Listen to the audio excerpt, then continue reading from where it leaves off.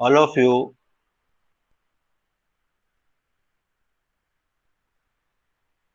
Am I audible to you properly? Yes, sir. Yes, sir. Okay. Welcome everyone. So there are lot many things to be discussed. एक assignment आपको मैं दे रहा हूं जो मैंने simplified common emitter model आपको सिखाया था उसको आधार बनाकर आप सभी लोग आपकी बुक का जो सेक्शन 8.15 है जिसमें आपको the common emitter amplifier with emitter resistance इसको सॉल्व करना है। इसका एआई निकालना है, इनपुट इंपेडेंस आ रहा है पता लगाना है और एवी और आरओ फाइंड आउट करना है and also RO dash you need to find out. तो ये एक सिंपल प्रॉब्लम है based on simplified common emitter model.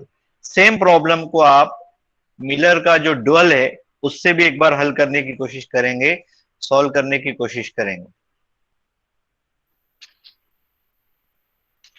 तो एग्जैक्ट सॉल्यूशन भी निकालेंगे और अप्रोक्सीमेट सॉल्यूशन भी निकालेंगे।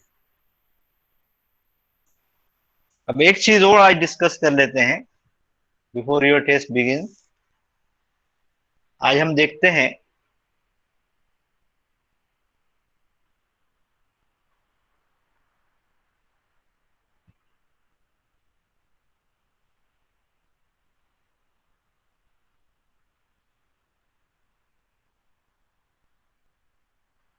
हेलो, आपको स्क्रीन दिख रही है सभी लोगों No, को? sir. No, sir. Screen screen नहीं दिख रही है? Yes, sir. किसी को नहीं दिख रही है? नो सर, नहीं ओके, दिख रही। ठीक है, please wait.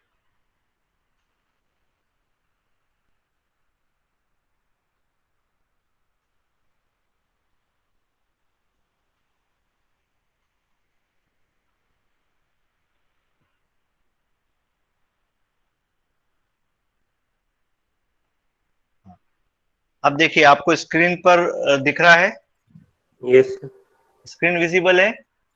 Yes, sir. Screen पे वन नोट दिख रहा होगा आपको? No, sir. अभी क्रोम दिख रहा है। क्रोम वो दिख रहा क्रोम, है? ये सर क्रोम वाली विंडो शेयर होगी। चलो क्रोम वाली विंडो शेयर हो रही है, just hold on, let me try once again.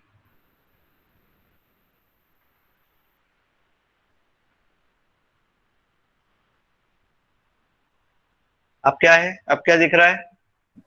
Sir अब कुछ भी नहीं। Okay, just hold on, hold on.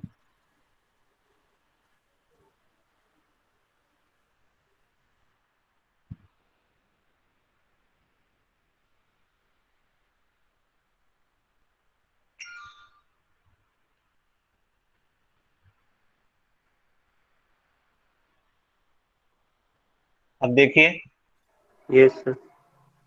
अब स्क्रीन पे क्या दिख रहा है? One note sir. ओके, चलिए तो आज का अपन टॉपिक शुरू करते हैं। आज का टॉपिक है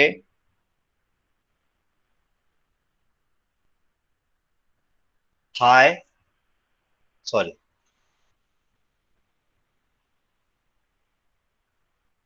high input impedance circuit using bipolar junction transistor. ये करंट टॉपिक कि आपको बायपोलर जंक्शन ट्रांजिस्टर का इस्तेमाल करके हाई इनपुट इंपीडेंस सर्किट्स बनाने हैं। Now you can see now you can see कि बायपोलर जंक्शन ट्रांजिस्टर और फील्ड इफेक्ट ट्रांजिस्टर दो different category of transistors market में है। प्लीज सी दैट जो फील्ड इफेक्ट ट्रांजिस्टर्स होते हैं और जो बीजेटी होते हैं ये एक दूसरे के पीयर्स हैं, एक दूसरे के कॉम्पिटिटर्स हैं, because these are two different technologies दोनों की टेक्नोलॉजी अलग है। बायपोलर जंक्शन टेक्नोलॉजी या बायपोलर जंक्शन ट्रांजिस्टर अलग प्रिंसिपल पे वर्क करता है और फील्ड इफेक्ट ट्रांजिस्टर अलग प्रिंसिपल पे वर्क करता है। स्टार्टिंग में मैं आपको बता दूं, field effect transistor voltage operated device है और बीजेटी करंट कंट्रोल्ड डिवाइस है। यानी वहां पर वोल्टेज के जरिए, फील्ड के जरिए, इलेक्ट्रोमैग्नेटिक फील्ड के जरिए कंट्रोल कराया जाता है। यहाँ पर करंट के जरिए, करंट को इंजेक्ट करके इसको कंट्रोल कराया जाता है। अब आप ये देख लीजिए कि बीजेटी और एफईटी में कंपटीशन है।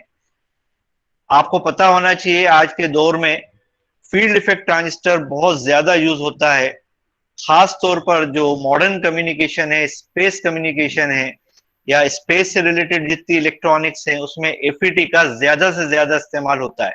उसका एक प्राइम कारण, सबसे बड़ा कारण है that the field effect transistor offers extremely large value of input impedance.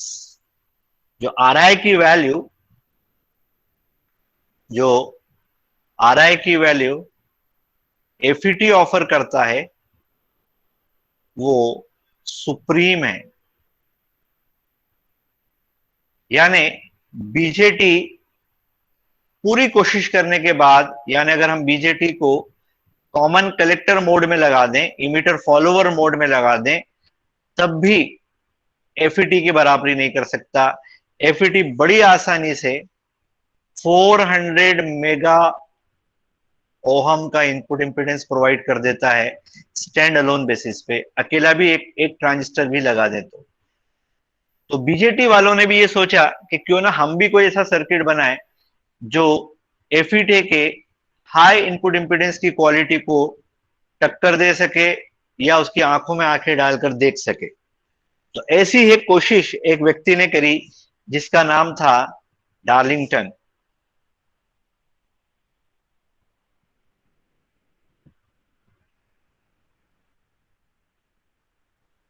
और उसके ऊपर आधार से बनाया डार्लिंगटन्स सर्किट।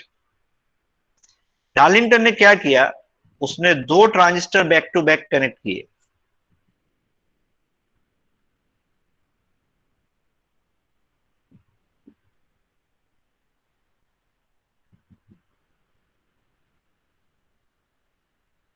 एक ट्रांजिस्टर ये दूसरा, इसके इमीटर से इसके बेस को कनेक्ट कर दिया और यहां पर ले जाकर इन दोनों वायर्स को मिला दिया।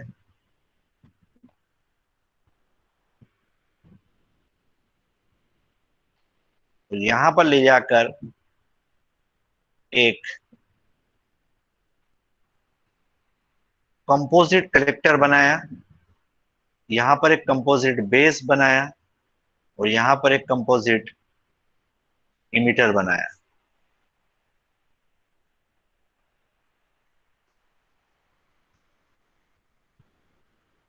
तो ये एक दो ट्रांजिस्टर की जोड़ी बनी जिसको डार्लिंगटन कपलेट भी बोलते हैं या डार्लिंगटन पेयर भी बोलते हैं। आप देख सकते हैं कि ये दोनों ट्रांजिस्टर को जब भी हम कनेक्ट करेंगे, एक साथ कनेक्ट करेंगे, और अगर हम यहां पर एक लोड लगा दें और यहां पर आउटपुट ले लें, इसको प्लस वीसीसी से जोड़ दें, यहां पर सिग्नल लगा दें,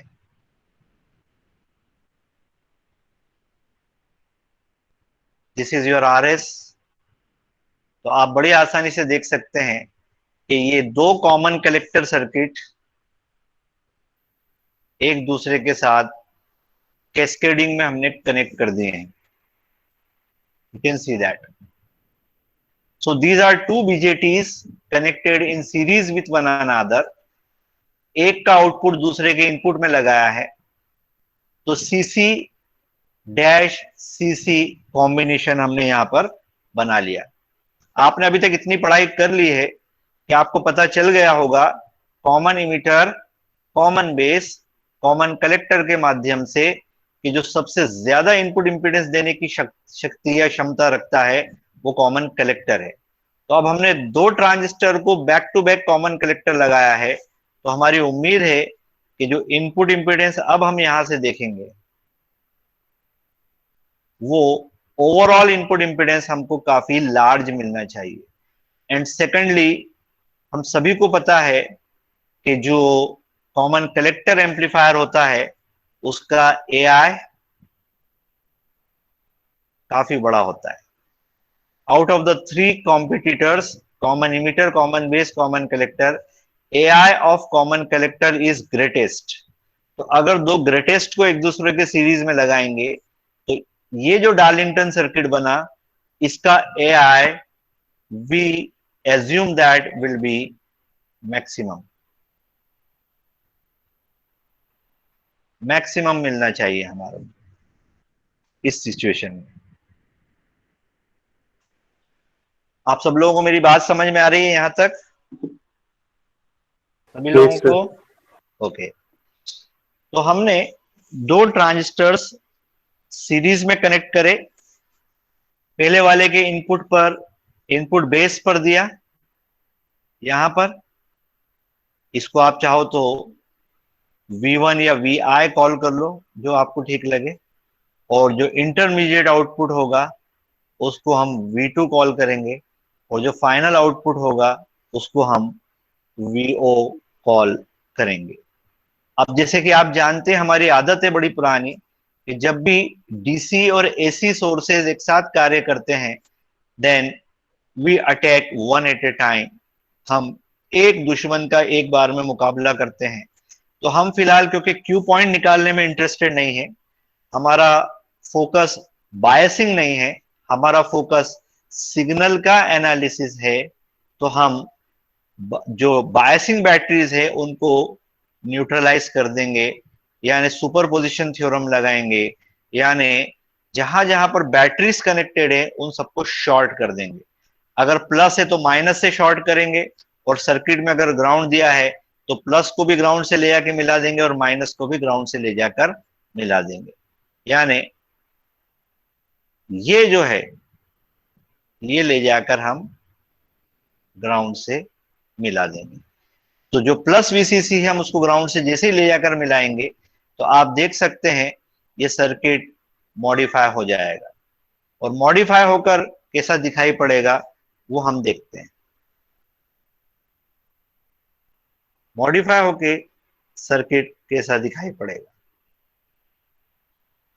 तो जैसे सर्किट को मॉडिफाई करोगे आपका सर्किट अब ऐसा दिखेगा।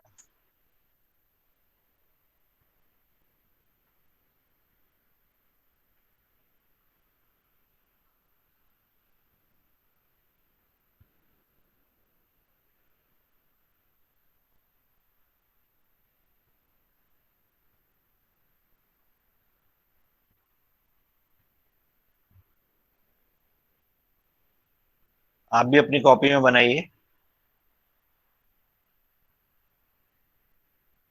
इमीटर को मैंने ऊपर कर दिया, इसको ग्राउंड से कनेक्ट कर दिया, इसको खींच के लाए, ये इसके बेस में दे दिया,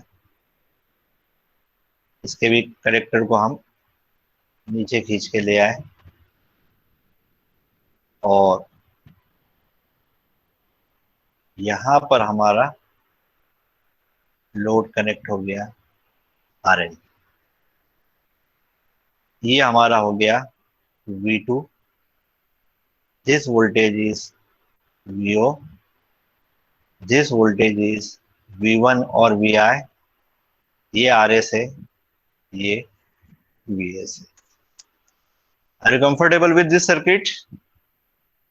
कुछ नहीं करा, जो डीसी सोर्सेस थे उनको न्यूट्रलाइज किया है हमने, उनको छुपा दिया है, सुपरपोजिशन थ्योरम लगाया है, और प्लस वीसीसी को ग्राउंड से कनेक्ट करके हमको ये सर्किट दिखाई पड़ता है।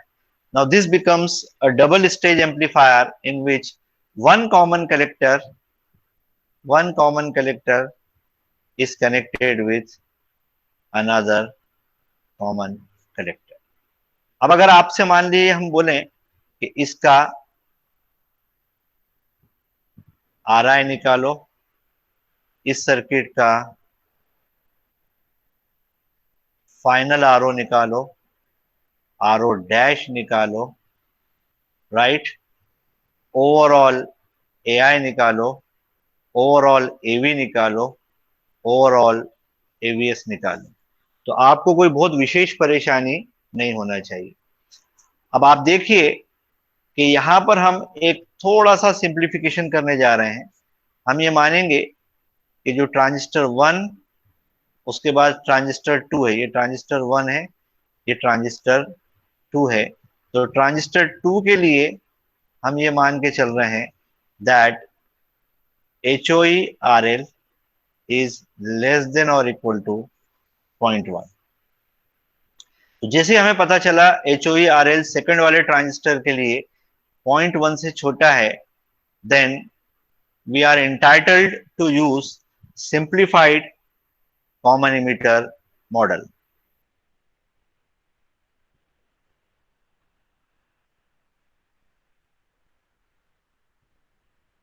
ये हम यूज कर सकते हैं, और अगर हम इसका यूज करेंगे तो ये सर्किट कैसा दिखाई देगा।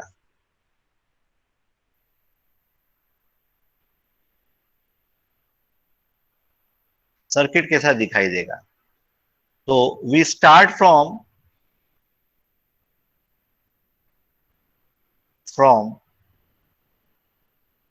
Second stage which is also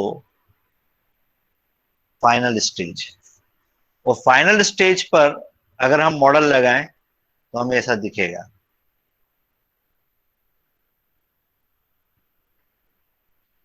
ये हमारा second base, this is HIE, ये E2, now this is dependent current source HFE IB2, this current is IB2, this is ground common line, and the output is connected here, sorry, RL, and this is VO, this is final output current IO। मैं आपको ऊपर के circuit में एक बार और दिखा देता हूं।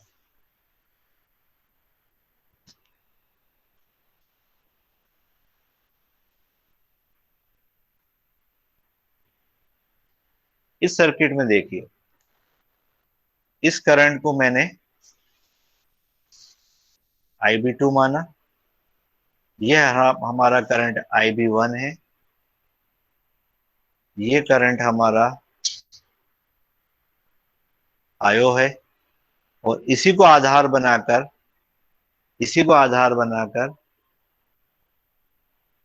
ये सर्किट हमने बनाया है। And don't worry about the first stage, first stage यहां कहीं पे भी कनेक्टेड है, उसको अभी फोकस मत करो, उसकी अभी हमें जरूरत नहीं। तो ये सेकंड स्टेज हमने लगा दी। यहां से देखेंगे तो RI2 दिखाई देगा। ऑब्वियस बात है, सबसे पहले हम निकालेंगे AI2। Now what will be AI2? AI2 will be final output IO upon IB2, second transistor का input current.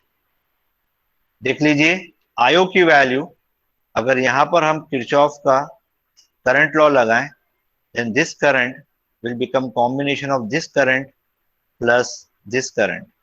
So IO shall become IB2 plus HFE IB2 whole upon IB2। इसमें कोई डाउट किसी को? इसमें कोई डाउट किसी को? Mic on करके बोल सकते हैं आप लोग अगर किसी को डाउट आ रहा है तो। AI2 सिंपली क्या करा, सिंप्लीफाइड मॉडल लगाया। सिंप्लीफाइड मॉडल में HIE यूज होता है और HFE यूज होता है। HIE बेस और इमीटर के बीच में होता है, और HFE IB2 इमीटर और कलेक्टर के बीच में होता है। Never forget, this is our C2, ये हमारा C2 है, सेकंड ट्रांजिस्टर का कलेक्टर। चलिए बताइए माइक में ऑन करके, आपको समझ में आ रहा है? Yes sir. सब लोगों को मेरी वॉइस पहुंच रही है और स्क्रीन प्रॉपरली विजिबल हो रही है सभी लोगों को? Yes sir. ओके, तो AI2 की वैल्यू आ जाएगी, अगर आप देखेंगे, equal to ultimately 1 plus HFE। So this is 1 plus that of common emitter. तो कॉमन कलेक्टर कॉमन इमीटर के 1 प्लस होता है, थोड़ा आगे चलता है उसके। तो AI2 की वैल्यू आ गई 1 प्लस HFE। एम आई राइट? चलिए RI2 निकालते हैं।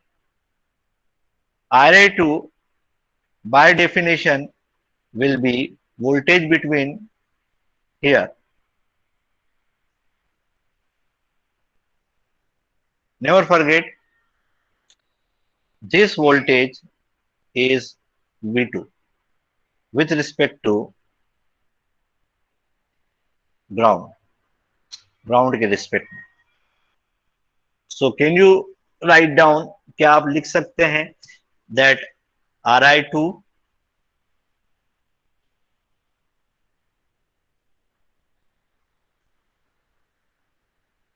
can be written as V2 upon IB2, और इसकी वैल्यू अगर फॉर्मूले वाइज देखते या सिंप्लीफाइड मॉडल को देखें तो इसकी वैल्यू हो जाएगी, अगर यहां पर किरचॉफ का वोल्टेज लॉ लगाया इस लूप में, यानी यहां से गए, इससे होते हुए लौट कर वापस आए, so I can write V2 equal to HIE IB2 plus, current source से नहीं गुजरेंगे, plus IO times RL, and this will be equal to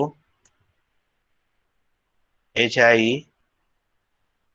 IB2, और IO की वैल्यू होगी 1 plus HFE IB2 multiplied by ultimately RL।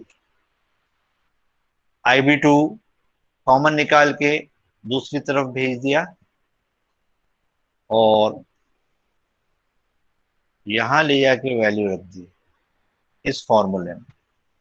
जैसे इस फॉर्मूले में वैल्यू रखेंगे आपको मिलेगा, RI की वैल्यू मिलेगी, डायरेक्टली लिख रहा हूं सॉल्व करने के बाद, HIE plus 1 plus HFE times RL, HIE plus 1 plus HFE times RL। चलो RL की वैल्यू आप लोग मेरी तरफ से ले लो 4K, take RL equal to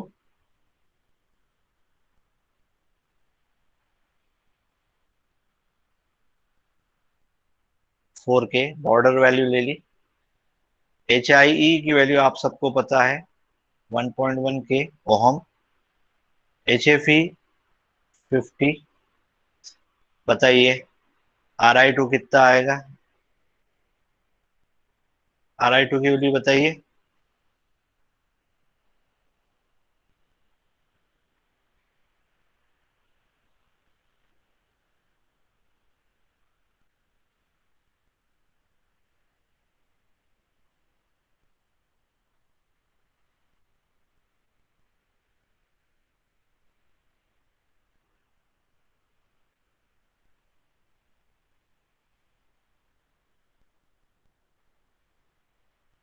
hello, screen पे दिख रहा है आपको? Yes sir. स्क्रीन नजर आ रही है? Yes sir. चलिए बताइए।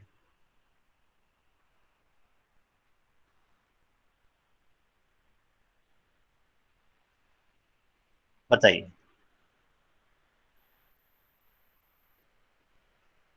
कैलकुलेट किया आप लोगों ने?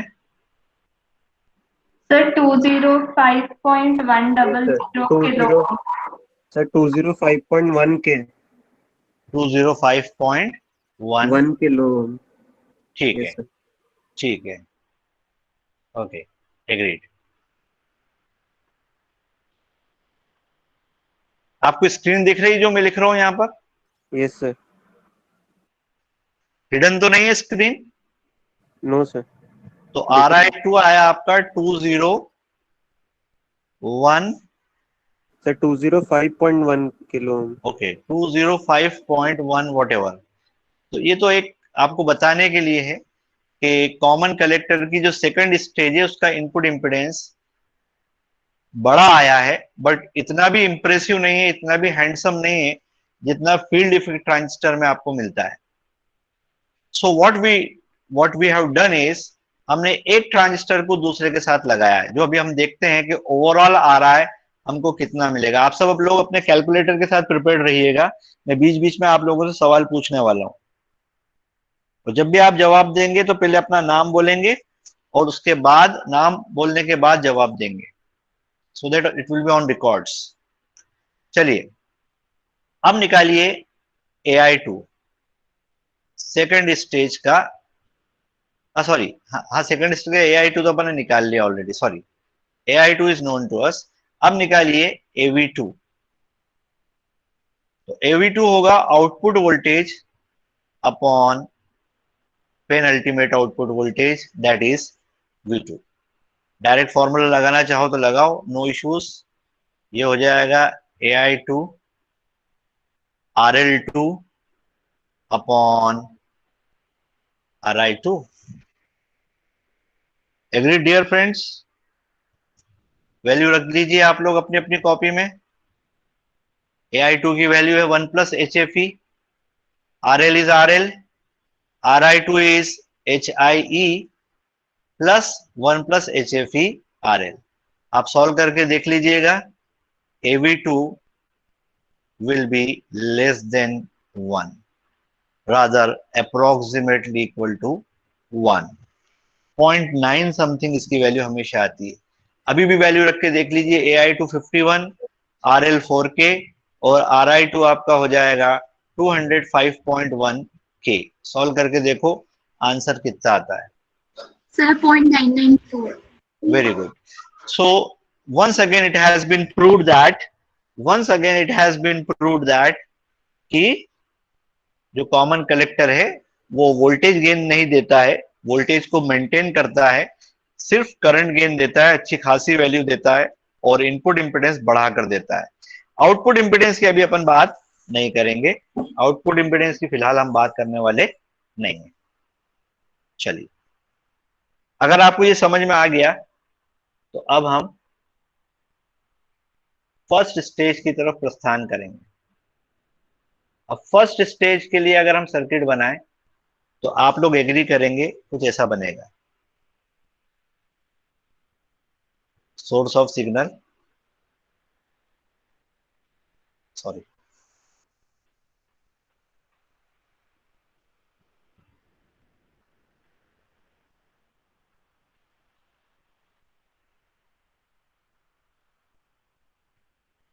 ये RS, यहां पर ट्रांजिस्टर लगा है, इमीटर से आउटपुट लिया, ये आपका ग्राउंड है और यहां पर अब इस सर्किट का लोड बनेगा RL1। So can you see that transistor 1 के लिए यहां का वोल्टेज तो V2 हमें पता है और ये RS है, ये IB1 है, ये करंट अल्टीमेटली आगे जाके IB2 बना था, ये सब तो हमें पता है। Can you see that RL1 की वैल्यू किसके बराबर होगी? Can anybody tell me what will be the effective load of the first transistor? Sir, RI2. Ri2. 2. Right. Can you tell me your name? Sir, Kiranjit. Kiranjit. Okay, that's correct. RL1 is equal to Ri2. I hope nobody will mind it, ये correct answer है, क्योंकि जो second transistor का input impedance है वो first transistor पे load पैदा करेगा, भार पैदा करेगा, यानी जो पहली स्टेज है वो सेकंड ट्रांजिस्टर को बियर करेगी, उसके लोड को बियर करेगी. Now this is very very interesting that Ri2 shall become the load for the first transistor. तो यहां पर जो लोड है वो कनेक्ट कर देते हैं इफेक्टिवली. This becomes Ri2. और लॉजिकली भी करेक्ट है, लॉजिकली भी करेक्ट है. अगर देखें V2 वोल्टेज है इसके अक्रॉस और इसमें जो करंट जा रहा है वो IB2 है. अब तो बहुत आसान है. अब मेरा एक सवाल है आप लोगों से, देखें कौन जवाब देता है आप लोगों में से. कैन एनीबडी टेल मी, आप लोगों में से कोई मुझे बता सकता है कि इस फर्स्ट ट्रांजिस्टर के ऊपर सिंप्लीफाइड कॉमन इमीटर मॉडल लगेगा या नहीं लगेगा?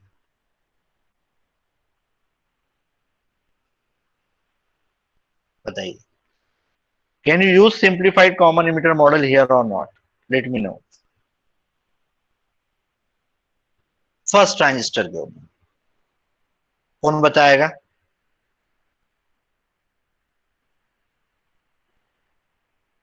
बताइए. Can you use simplified common emitter model? Sir, we cannot use because the load resistance is very high. Very good. Of Ri2. Who has answered this now? Sir, Vrinda. Vrinda. Okay. So this is correct answer. The reason is Ri2 बड़ा है और यही हमारा load है. Therefore, HOE RL1 will not be less than or equal to 0.1. Therefore, you cannot use simplified common emitter model. तो फिर क्या करेंगे? एग्जैक्ट मॉडल यूज करेंगे. एग्जैक्ट मॉडल यूज करेंगे तो ये सर्किट कैसा बनेगा? अगर एग्जैक्ट मॉडल यूज करेंगे तो ये सर्किट ऐसा बनेगा. आप भी अपनी कॉपी में बनाइए, मैं भी बनाता हूं.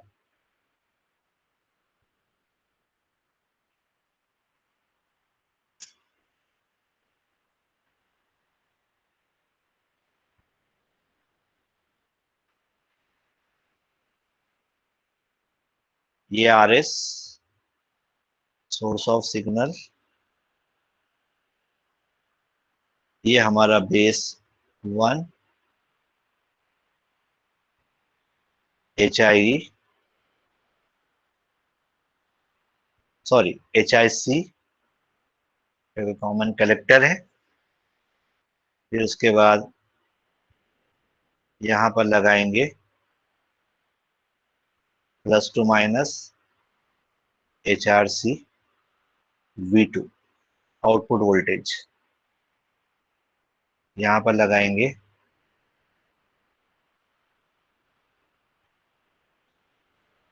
HFC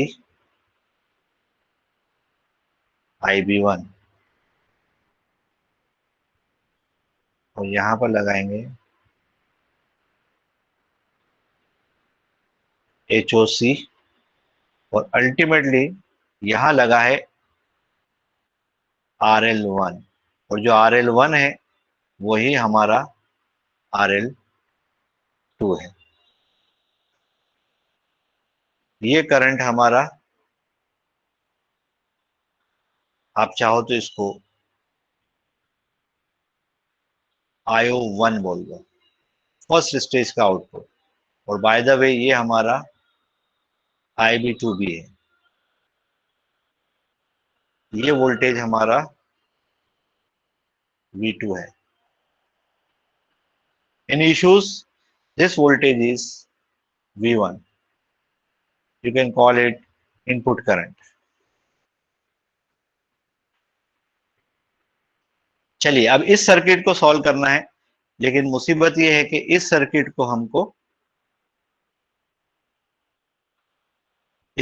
को हमें पूरा सॉल्व करना पड़ेगा।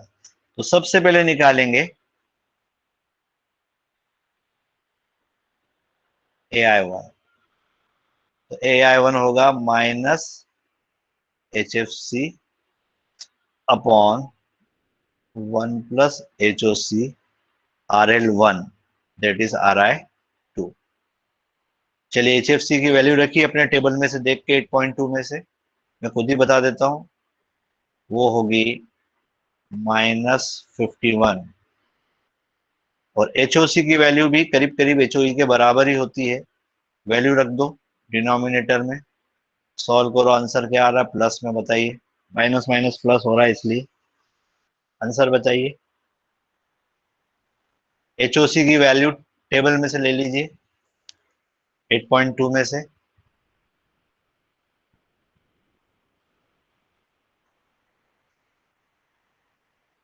बताइए कितनी वैल्यू आ रही है।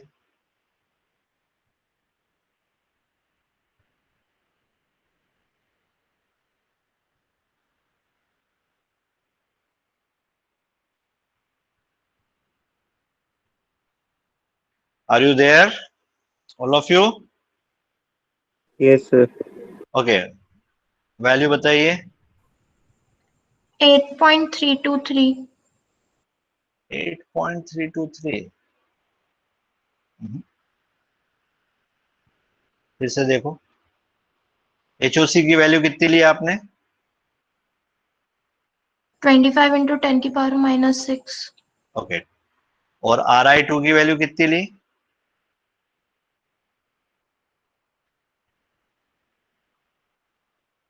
फिर से वैल्यू रखो भाई, देखो आई सपोज कुछ गलती हो रही है आप लोगों से।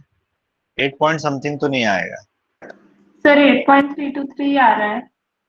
8.323 आ रहा है यस सर। सभी लोगों का? Yes sir. Yes sir. अच्छा, ठीक है, आ रहा है तो फिर क्या कर सकते हैं। तो 51 अपॉन 1 प्लस HOC की और HOE की वैल्यू करीब करीब बराबर है। RI2 आपका आ गया था, RI2 काफी बड़ा था, इसी वजह से ऐसा हो रहा है। और 8.32 3 आगे क्या था? 3 323। 8.323। चलो, यूनिट्स तो नहीं आएगी इसमें कुछ भी, no units, because this is current gain. चलो कोई बात। अब आप बताइए RI1 कितना होगा, यानी RI1 यहां से निकालेंगे।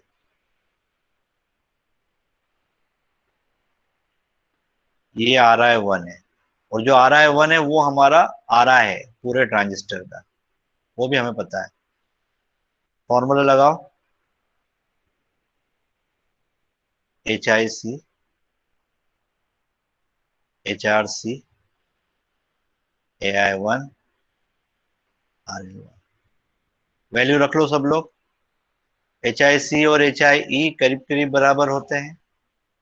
HRC 1 होता है, AI1 आपने निकाल लिया है ऊपर से, वैल्यू रख देंगे। वैल्यू रख देंगे, पहले सिंबॉलिकली रखेंगे क्योंकि HFC minus of 1 plus HFE होता है, और HOC को अप्रोक्सीमेटली HOE ले लो। RI2 की वैल्यू भी रख दो, सिंबॉलिकली भी रख के देखना, तो RI आपका आ जाए, और न्यूमेरिकली भी रख के देखना। न्यूमेरिकली भी वैल्यू रख देंगे और RL1 की वैल्यू रख देंगे। सॉल्व करो, आंसर कितना आता है, सॉल्व करके बताओ आंसर कितना आता है।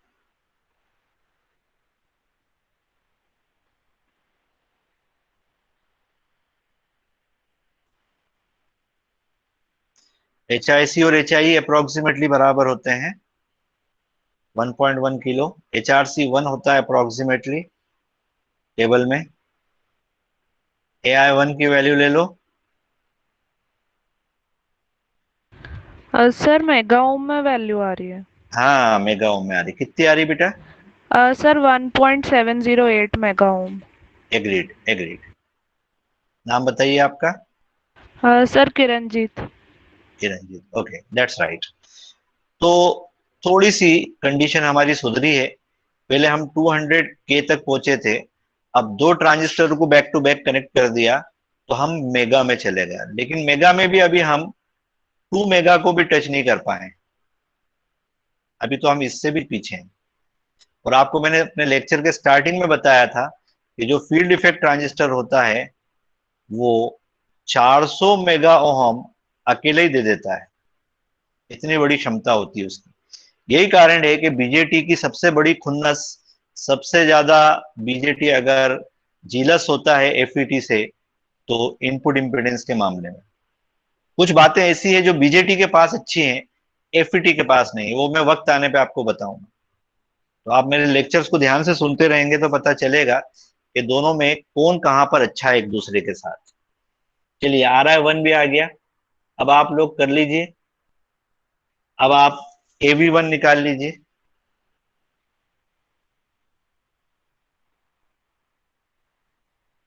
AV1 होगा V2 upon V1, AI1 RL1 RI1, या आ रहा है, सॉल्व कर लीजिए। ये भी 0.9 के आसपास ही आना चाहिए, ये भी 0.9 के आसपास ही आना चाहिए। अच्छा, मेरी आवाज आवाज क्लियर आ रही है सब लोगों को अच्छे से? Yes, sir. Yes, sir. कोई नॉइज वगैरह तो नहीं आ रही बैकग्राउंड में? No, sir. ठीक है, थैंक यू।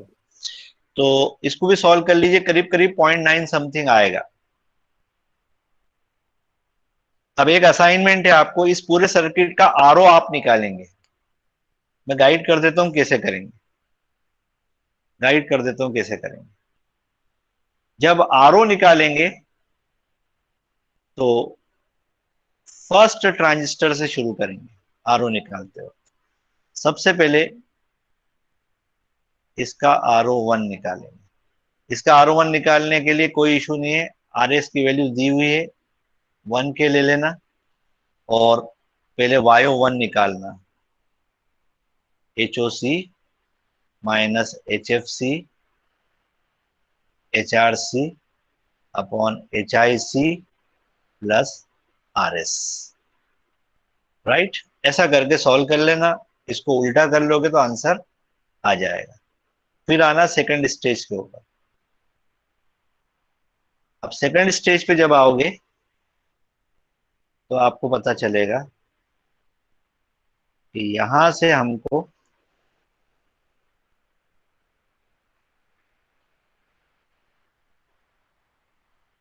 RO2 निकालना है। अब RO2 निकालेंगे तो आपको पता चलेगा कि इसकी वैल्यू क्या होगी। ये मैं असाइनमेंट दे रहा हूं आपको RO2 निकालने के लिए, और इसका जो RS2 है वो यहां से देखने पे मिलेगा,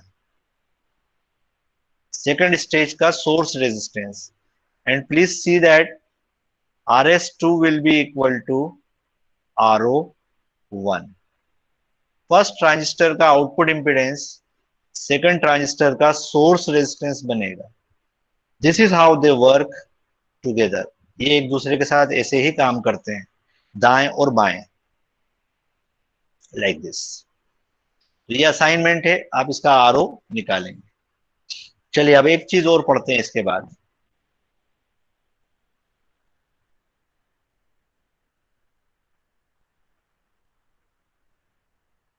अब एक नई चीज पढ़ने जा रहे हैं। अब हम पढ़ेंगे, आपने हाई इनपुट इंपीडेंस सर्किट का, डार्लिंगटन सर्किट का देख ली कि उसकी AI की वैल्यू काफी बड़ी होती है। अच्छा, AI निकाल लीजिएगा आप, AI overall, AI overall will be final output current upon IB1। इसको आप लिख दो IO upon IB2, IB2 upon IB1. So this will be equal to AI2 multiplied by AI1। अच्छी खासी बड़ी वैल्यू आपको यहां से प्राप्त होगी। तो आप देख सकते हैं just like compound microscope, overall current gain भी यहाँ पर इंडिविजुअल करंट गेन से मल्टीप्लाई होकर आता है, तो मल्टीप्लीकेशन इफेक्ट यहाँ पर रहेगा। सो जो डार्लिंगटन पेयर है उसका करंट गेन अच्छा खासा बड़ा होता है। अब एक असाइनमेंट और है आप लोगों को, why don't we use Darlington triplet, यानी ऐसा क्यों नहीं करते। एक ट्रांजिस्टर लगाया, दूसरा ट्रांजिस्टर लगाया, तीसरा लगाया, और यहां से लोड लगाया, आउटपुट लिया, सॉरी वीओ लिया, और इन तीनों को जोड़ दिया एक दूसरे के साथ।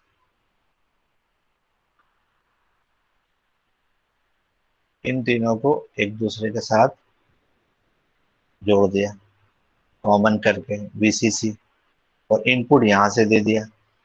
इसको बोलते हैं डार्लिंगटन ट्रिपलेट। तो इलेक्ट्रॉनिक्स में डार्लिंगटन ट्रिपलेट क्यों नहीं यूज होते हैं? Why do you use only couplet? So this is an assignment to you. ये एक असाइनमेंट है। अब आगे बढ़ते हैं, एक और इंटरेस्टिंग चीज पढ़ने जा रहे हैं। इसको हम टाइटल दे रहे हैं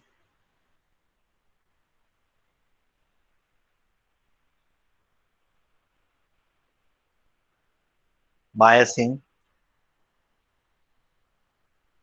प्रॉब्लम। बायसिंग प्रॉब्लम क्या है, इसको समझने के लिए एक सर्किट देखते हैं।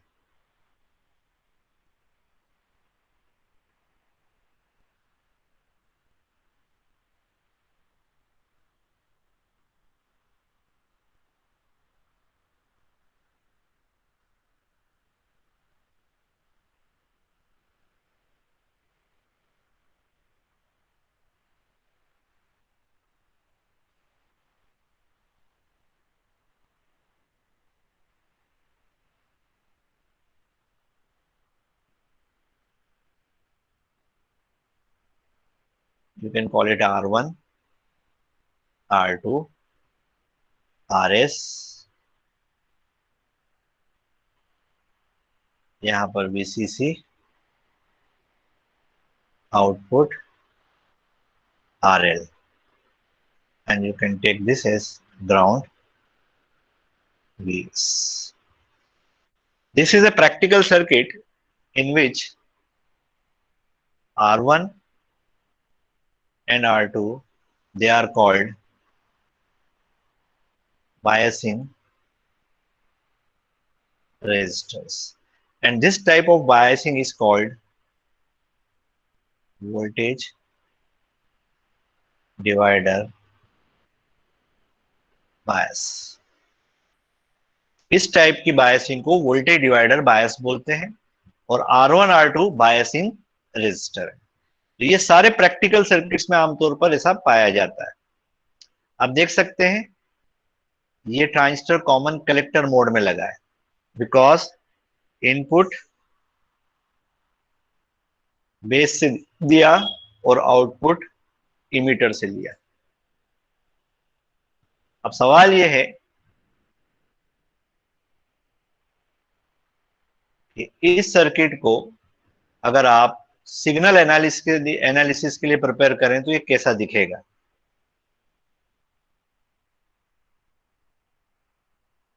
देखिए, आप बनाइए अपनी कॉपी में, मैं भी बना रहा हूं।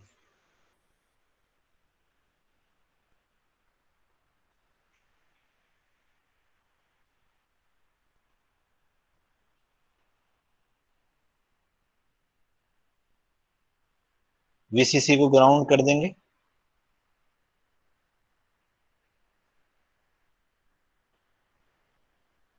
RS, VS.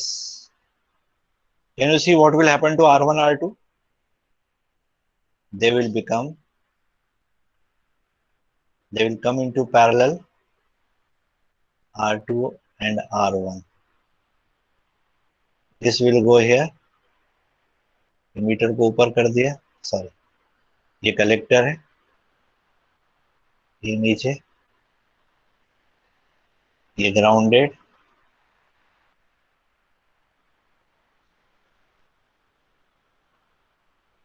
ये आपका RL. Can you see that? What has happened? क्या हुआ है? देखिए, this has been connected to ground. जैसे इसको ग्राउंड से कनेक्ट करेंगे, ये वाला रेजिस्टर और ये वाला रेजिस्टर एक दूसरे के पैरेलल में आ जाएंगे, क्योंकि ये टर्मिनल उठ के यहां आ जाएगा। तो इसको मैंने ऊपर कर दिया दिखाने के लिए। अब ये सर्किट बन गया आपका। अब इस पे मार्किंग कर देंगे। ये हो गया आपका IB। इस करंट को चाहो तो आप बोल दो I1। ये वोल्टेज वैसे भी आपका VO है। You can call this current as IO। ये सर्किट बन गया आपका। आप सभी जानते हैं कि ये एक कॉमन कलेक्टर सर्किट है। अगर हम यहां से इनपुट इंपीडेंस निकालते इसका आ रहा है, तो हमको वैल्यू 200 के आसपास मिलती, जैसे अभी पिछले प्रॉब्लम में मिली थी। लेकिन सोर्स को जो इनपुट इंपीडेंस इफेक्टिवली मिलेगा, RI इफेक्टिवली मिलेगा, सोर्स को जो दिखाई पड़ेगा वो RI नहीं होगा, बल्कि उसकी वैल्यू होगी R2 in parallel with R1 in parallel with RI। यानी R2, R1 और RI ये तीनों एक दूसरे के साथ पैरेलल में कनेक्ट हो जाएंगे। जब तीनों एक दूसरे के साथ पैरेलल में कनेक्ट हो जाएंगे तो सोर्स को जो इनपुट इंपीडेंस दिखाई देगा RI इफेक्टिवली वो इतना होगा। तो आप सभी जानते हैं कि जब कोई पैरेलल सर्किट होता है तो जो सबसे छोटा रेजिस्टर होता है वो डोमिनेट करता है। तो R2, R1 और RI अगर तीनों पैरेलल में हैं तो इन तीनों में से जो सबसे छोटा होगा वो RI इफेक्टिव की वैल्यू डिसाइड करेगा। उदाहरण के लिए अगर R2 मान लो मेरा, R1 मान लीजिए, या R2 मेरा 3K है, R1 मेरा 4 किलो ओम है, तो 3 kilo in parallel with 4 kilo in parallel with 200 kilo. Now you can see who will dominate, 3K will dominate। तो जो RI इफेक्टिवली आएगा वो अप्रोक्सीमेटली 2.8 किलो के आसपास आएगा, 3K से छोटा आएगा। आपको समझ में आ रही है बात कि इफेक्टिवली कॉमन कलेक्टर ने लार्ज इनपुट इंपीडेंस जनरेट किया, पर R1, R2 के प्रेजेंस की वजह से सोर्स को जो इफेक्टिव इनपुट इंपीडेंस मिला वो बहुत छोटा मिला। ये जो समस्या है कि हम लार्ज इनपुट इंपीडेंस हासिल तो कर लेते हैं, पैदा तो कर लेते हैं, लेकिन उसका प्रॉफिट, उसका फायदा सोर्स को नहीं पहुंचा पाते। इस प्रॉब्लम को बायसिंग प्रॉब्लम कहते हैं, और ये बायसिंग रजिस्टर की वजह से पैदा होती है। अब आप में से कुछ लोगों के मन में एक सवाल आ रहा होगा कि क्या जरूरी है कि हम R1, R2 को 3K लें, क्योंकि अल्टीमेटली वो तो वोल्टेज डिवाइडर रेजिस्टेंस है, और अगर वो वोल्टेज डिवाइडर रेजिस्टेंस है तो हम R1, R2 को अगर 300K और 400K ले लें तभी जो वोल्टेज डिवीजन है वो तो एक जैसा होगा। और ऐसी स्थिति में 300K, 400K ये एक दूसरे के पैरेलल में आ जाएंगे 200K के साथ, तो बायसिंग समस्या हल हो जाएगी। बट मामला इतना आसान नहीं है। आप R1, R2 को 300 के 400 के इसलिए नहीं ले सकते तो अगर इसकी वैल्यू आपने बढ़ा दी तो जो बायसिंग करंट है,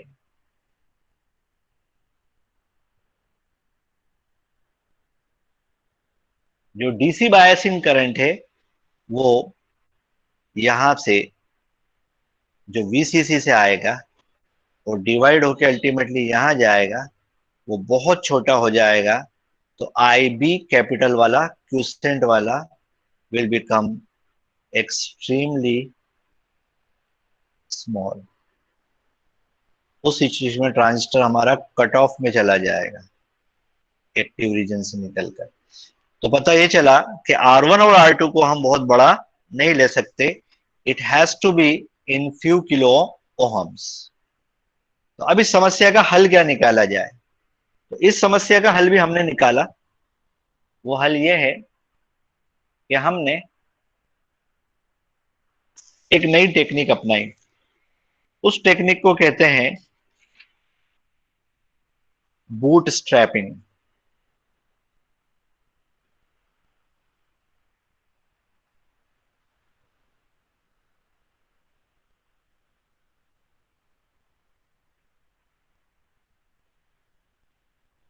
और bootstrapping.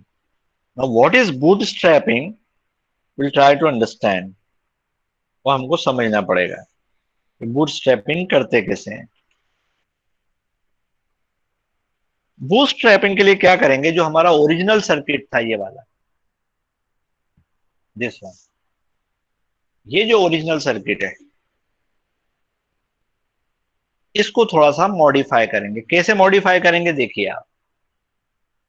मैं फिर से सर्किट बनाता हूं और आप देखिए इंजीनियर्स कितने माइंडेड होते हैं, उन्होंने कितना शानदार तरीका निकाला। ये तो आपका RS था, VS no issues,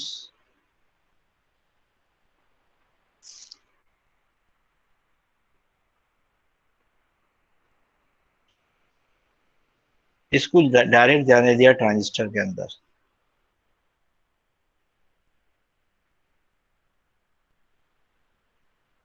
like this.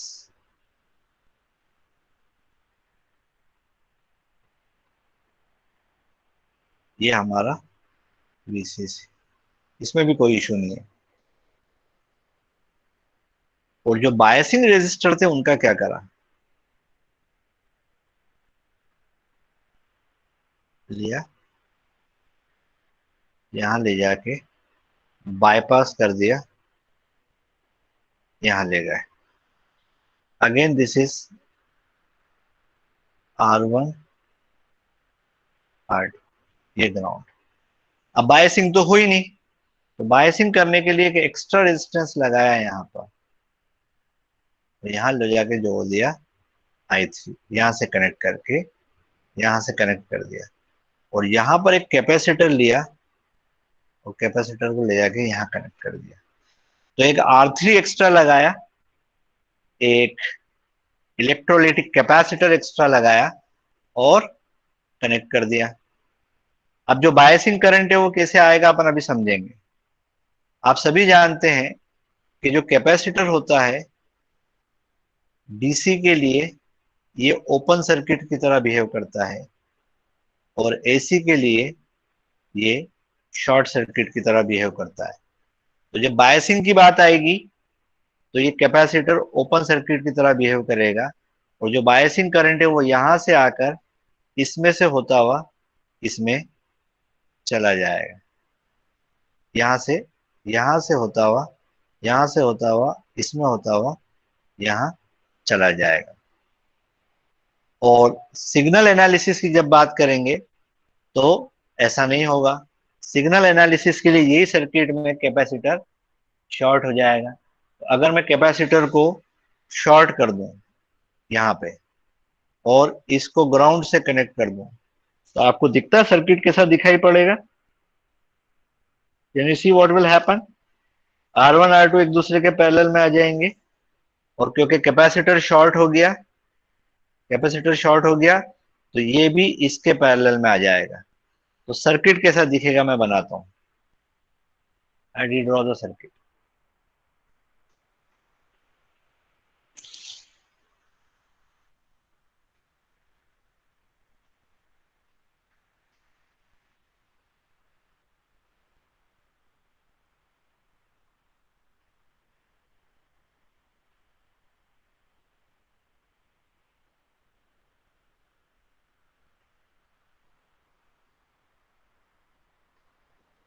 ये original RL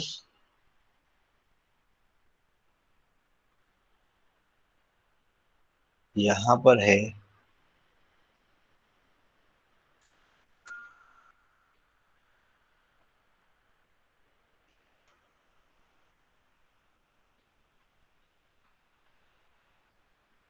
R3 direct capacitor short होने की वजह से यहां पहुंच गया, और जो R1 R2 है वो भी इसके पैरेलल में आ गए, लाइक दिस। ये ग्राउंड यहां से आउटपुट लिया, ये R3 जो हमने एक्स्ट्रा लगाया, ये RS, और यहां पर VS कनेक्टेड है, and this will come to ground like this. तो प्लस VCC ग्राउंड से कनेक्ट हो गया, कलेक्टर ग्राउंड से कनेक्ट हो गया, RL R1 और R2 एक दूसरे के तीनों पैरेलल में हो गए, R3 अपनी जगह कनेक्टेड है। लॉजिक क्या है, जो कपलिंग कैपेसिटर है जो हमने कनेक्ट किया था बूट स्ट्रैपिंग मोड में, वो शॉर्ट हो गया फॉर AC एनालिसिस,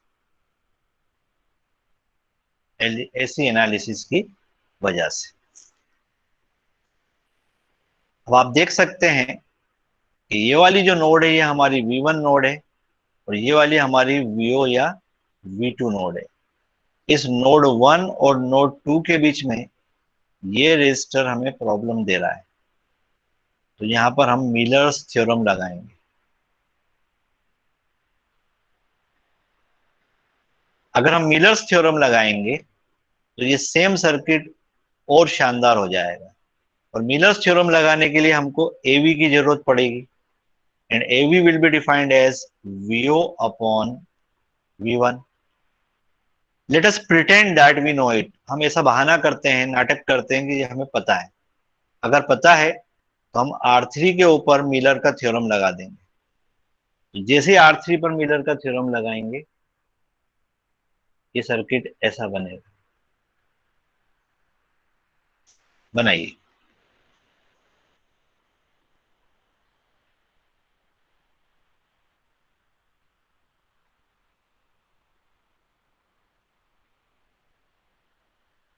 R3 के दो टुकड़े होंगे, एक बनेगा R31 नोड 1 और ग्राउंड के बीच में। यहां पर ओरिजिनली RL था, R1 था, R2 था ओरिजिनली। एक और आ जाएगा यहां पर R32 मिलर्स रेजिस्टेंस, और ये हमारा ऑलरेडी ग्राउंड से कनेक्टेड। तो अल्टीमेटली इस ट्रांजिस्टर की हालत देखिए, मिलर्स थ्योरम लगाने के बाद इसका जो लोड है effectively RL effective load will be original RL in parallel with biasing resistors in parallel with Miller's resistance R32। ये सब मिलकर इफेक्टिव लोड बनेंगे पहले ट्रांजिस्टर का या ट्रांजिस्टर के लिए। अब R31 की वैल्यू कितनी होगी? R31 will be original R3 divided by 1 minus AV। और ये कौन सा ट्रांजिस्टर है, किस कॉन्फ़िगरेशन में है? कॉमन कलेक्टर में है। कॉमन कलेक्टर में AV की वैल्यू अप्रोक्सीमेटली 1 होती है या टेंडिंग टुवर्ड्स 1 होती है, या 0.99 समथिंग होती है। अगर वो वैल्यू हम यहाँ रख दें तो R3 upon you have 1 minus 0.999 something, so R31 will be very large। रख के देख लीजिए, अगर R3 आपका 5K है तो यहां पर रख के देखिए 5 डिवाइडेड बाय 0.001 कितना आ रहा है? तो R31 effectively becomes very large, very large. देखो कितना आ रहा बताओ मुझे सब लोग। 5 अपॉन 5000 सर। कितना बेटा? 5000 5000 यानी 5 किलो, सॉरी किलो तो ऑलरेडी था, तो 5 मेगा। R31 5 मेगा के आसपास पहुंच जाएगा। अब देखिए इफेक्टिव, ये इफेक्टिव रेजिस्टेंस है, ये एक्चुअल फिजिकल रेजिस्टेंस नहीं है, ये मिलर्स इफेक्ट की वजह से आए हैं। अब देखिए बायसिंग प्रॉब्लम सॉल्व होगी या नहीं होगी? ये हमारा RI होगा जो कि लार्ज होगा, और अब यहां से अगर हमारा सोर्स RI इफेक्टिव देखेगा तो उसको क्या मिलेगा? उसको मिलेगा मिलर्स थ्योरम लगाने के बाद RI effective will be R31 in parallel with RI of your common collector stage। और R31 अब मेगा में है, तो अब वो जो बायसिंग प्रॉब्लम है वो आपकी सॉल्व हो जाएगी। और आपने कोई बहुत बड़े लार्ज रेजिस्टेंस यूज भी नहीं करे तो बायसिंग करंट की समस्या भी पैदा नहीं होगी, तो सांप भी मर जाएगा और लाठी भी नहीं टूटेगी। इस मेथोडोलॉजी को ये जो हमने अप्लाई करी इसको बूट स्ट्रैपिंग कहते हैं। क्या कहते हैं? Boot strapping. तो बूट स्ट्रैपिंग के माध्यम से मिलर्स इफेक्ट का इस्तेमाल करते हुए हम बड़ी आसानी से बायसिंग प्रॉब्लम की समस्या हल कर लेंगे। तो हाई इनपुट इम्पीडेंस हमें मिल भी जाएगा और हम उसको ट्रांसमिट भी कर पाएंगे, फायदा हम पहुंचा भी पाएंगे सोर्स तक। जैसे गवर्नमेंट करोड़ों अरबों रुपए आम जनता के लिए, गरीब जनता के लिए देती है, अगर वो पूरा का पूरा जनता के पास आ जाए तो बहुत प्रॉफिट होगा, लेकिन बीच में अगर कोई लोग खा जाएंगे तो नुकसान होगा। इसी तरह से बायसिंग प्रॉब्लम में हमने हाई इनपुट इम्पीडेंस हासिल तो कर लिया था, लेकिन बायसिंग रेजिस्टर बीच में खा गए थे मंत्रियों की जैसे, और अल्टीमेटली हमारे सोर्स को कम मिला था। वो समस्या हमने हल कर ली। तो आपको अब जो बूट स्ट्रैपिंग की प्रॉब्लम है या बूट स्ट्रैपिंग की जो मेथड है वो आपको डार्लिंगटन सर्किट पे भी लगाना है, क्योंकि बायसिंग प्रॉब्लम डार्लिंगटन सर्किट पर भी आती है। डार्लिंगटन सर्किट 1.7 मेगा ओम पैदा तो कर लेता है इनपुट इम्पीडेंस, लेकिन R1 R2 उसको खा जाते हैं। तो वहां पर भी हम क्या करेंगे? बूट स्ट्रैपिंग लगा देंगे, तो हमको ये प्रॉब्लम से बाहर निकल आएंगे। अब आप इसको पढ़िए, आपकी किताब के अंदर ये पूरा दे रखा है डिटेल में जो कुछ भी मैंने पढ़ाया है, और उसको आप मुझसे बाद में डिस्कस करेंगे। अच्छा, अभी आपको जो चीज समझ में नहीं आई हो तो आप मुझसे पूछ लीजिए। चलिए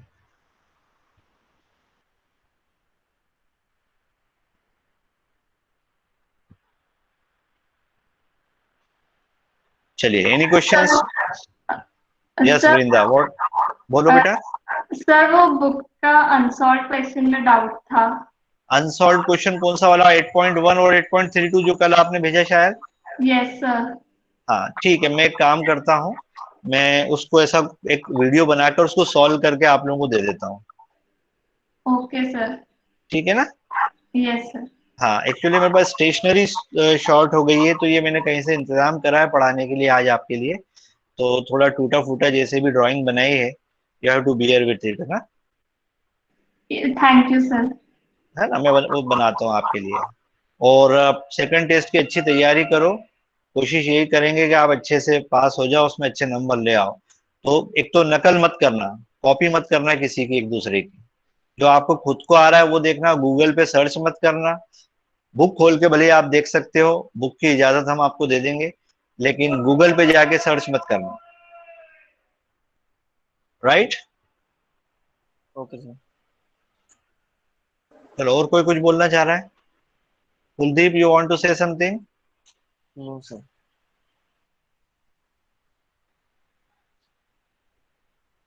ओके, मुझे आवाज नहीं आ रही बेटा। चलिए, अटेंडेंस आपकी लॉक कर लेते हैं। जो जो लोग प्रेजेंट थे अभी, कौन कौन लोग प्रेजेंट थे क्लास में? जो लोग प्रेजेंट थे वो चाहो तो व्हाट्सएप पे मुझे तुम्हारी अटेंडेंस लिख के इमीडिएटली अभी भेज दो। इमीडिएटली राइट नाउ व्हाट्सएप पे, व्हाट्सएप पे भेज दो तो मैं उसको और अच्छे से सेव कर लूंगा। देखो एकदम से 30 स्टूडेंट्स हो गए।